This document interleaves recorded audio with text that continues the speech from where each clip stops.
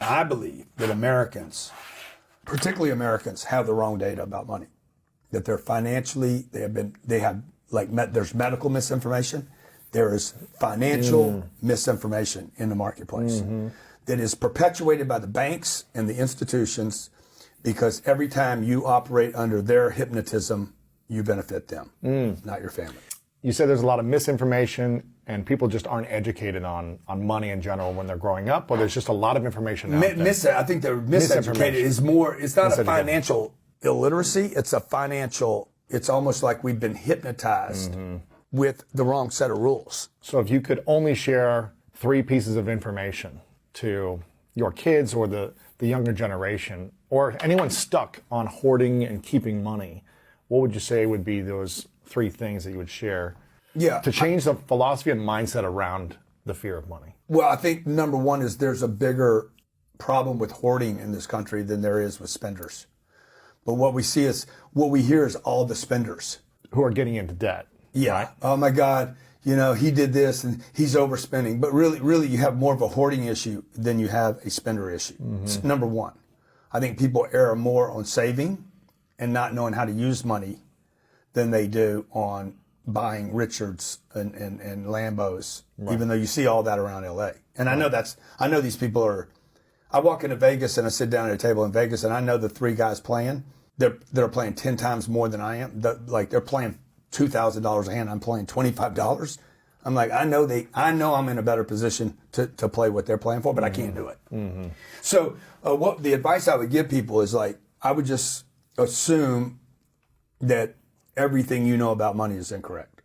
Everything. Every single thing you know. Just about assume money. it so you can get back to where. So that you can actually have a clean board to operate from. Because if you go out right now and try to stack new information, financial literacy on top of a toxic foundation, it's all going to get all. That's why when I tell people don't go buy a house, everybody freaks out. They're like, that can't be right. That can't be right. Why? Because that's what you've been told to buy a house your whole life. Because the banks want you to buy a house.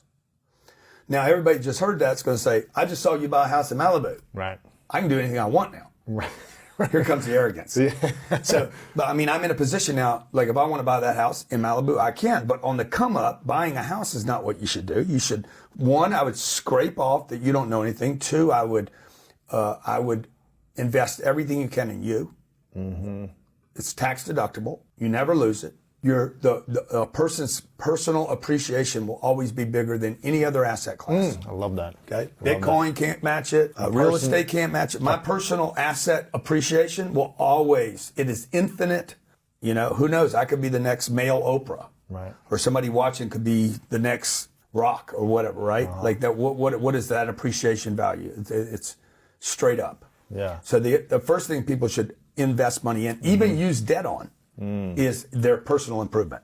If you told me you had to go borrow $1,000 to go to one of your classes to become great, and it had any potential at all, even a 1% chance of putting you on the road to greatness, I'd be like, dude, go give Amex or Visa $1,000 right now.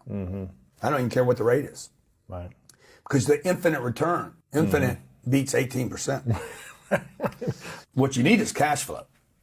Okay. So how do we get cash flow? So by making investments. That's the third. And other things that don't require my skill set. So that would be the third piece of advice, is start investing in real assets. That cash flow, number 2, that can appreciate. 3, that provide tax shelters. And if you look at those 3 criteria, Bitcoin doesn't cover it. Stocks probably don't cover it. Gambling doesn't. That one, gold doesn't, silver doesn't. NFTs don't. Yeah. NFTs don't, because they don't cash flow. That's why when you invested in NFTs and you're like, okay, they're cool, you're crossing your fingers hoping, but you don't see a check. With the real estate, I'm sending you a check every month. You're like, okay, I just got another check. I just got another check. You don't have to be in mystery.